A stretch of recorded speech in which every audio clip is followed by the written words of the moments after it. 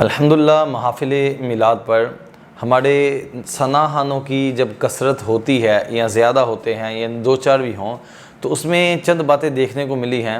ہم چونکہ اصلاح کے لیے ہیں، ہمارا کسی ذات کو ایک ذات کو ہدف ٹارگٹ کرنا مقصد نہیں ہوتا، اصلاح ہے۔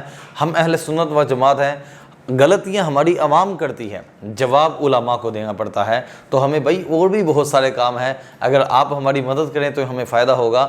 تو یہ ہے کہ محافل میلاد میں دیکھا یہ گیا ہے کہ ایک ثناء کو وقت تھوڑا ہے اور وہ پڑھتے جا رہے ہیں، پھر ایک فرمائش آ گئی، دوسری فرمائش آ گئی۔ یہ جیسے جیسے امداد اور جیسے جیسے داد، یہ دو چیزیں بڑھتی ہیں نا، امداد بھی آ رہی ہے اور داد بھی آ رہی ہے، تو ساتھ ہی نظام جو ہے نا وہ تیز ہو جاتا ہے۔ تو اس طرح ایک تعداد ہے جو محفل کے اندر بیٹھی ہوئی، وہ دل میں بھی سوتی ہے اور ایک دوسرے کو آنکھیں بھی کرواتے ہیں، اشارے بھی کرواتے ہیں، پھر نیچے پاؤں کو ہاتھ بھی لگاتے ہیں کہ جناب جی بس کر دو، جناب جی بس کر دو۔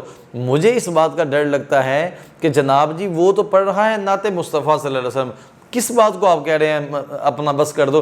آپ تو حضور کی محفل میں آئے ہیں، تو اگر حضور کا ذکر سنتے ہوئے آپ کہہ رہے ہیں بس کر دو بس کر دو، تو یہ تو مطلب یہ ہوا کہ آپ حضور علیہ السلام کا ذکر سننے سے کوئی اکتاہٹ محسوس ہو رہی ہے معاذ اللہ۔ تو اس میں قصور ہمارے بھائیوں کا ہی ہے جن کے ہاتھ میں مائک ہوتا ہے، قصور میں ان کا کہوں گا۔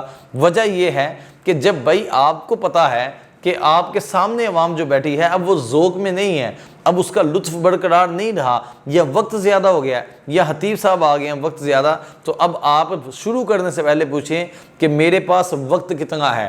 اگر کوئی کہتا ہے آپ کے پاس 10 منٹ ہے تو میرا مشورہ ہے 9 منٹ میں چھوڑیں، انشاءاللہ عزت زیادہ بڑھے گی اور حضور علیہ السلام کا ذکر سننے کا زیادہ مزہ آئے گا۔ تو اس لیے ہمارے ثناءخوانوں کو چاہیے کہ خاص طور پر توجہ رکھے، اور اگر کسی کو بیان کے لیے کہا جائے تو وہ بھی اس پر خاص طور پر حیا رکھے۔